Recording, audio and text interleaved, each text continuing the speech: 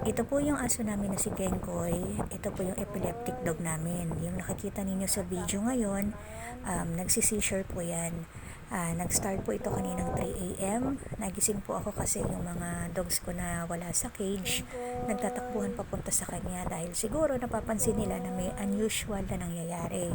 So kung may nagtataka sa inyo bakit kailangan pang i-cage at may epilepsy naman, so kaya po siya nakalagay sa cage dahil mas safe po siya dito, unlike pag nakakawala, possible po kasi na madulas, mabagok kapag nagkaroon siya ng episodes.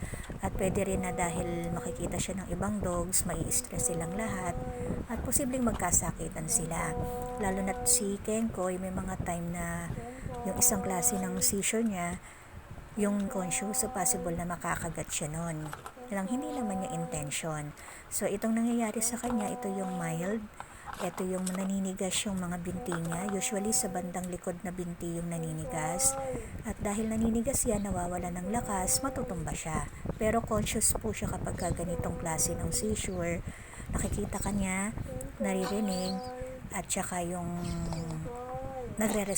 responsive siya. Hindi katulad nung isang klase, mag-jerk po yun ng mabilis, bubula ang bibig, at hindi kanya kilala, although naririnig ka niya. So, ngayon, yan, kung nakikita ninyo, tapos na yung seizure niya, hinihingal na yan, may time na mauubo pa, makikita niyo yung parang nagpapump yung sa may bandang gitna ng tiyan niya, para siyang hinihingal.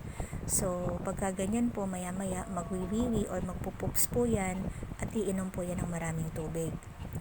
So, yung simula kaninang 3 a.m. na nag-seizure siya, nakaapat po siya na naglalas po yan ng hindi naman lalagpas ng 2 minutes. Pero may mga intervals po yon. So, within this day, possible po na magkaroon pa siya ng another episodes, pero mild din po yon at hindi yun magtatagal ng 2 minutes. Pero, more or less, baka isa na lang or baka wala na rin nga pong sunod na episodes for this day. So, ito po yung journey ng aming aso na may epilepsy. Ito po si Kenkoy.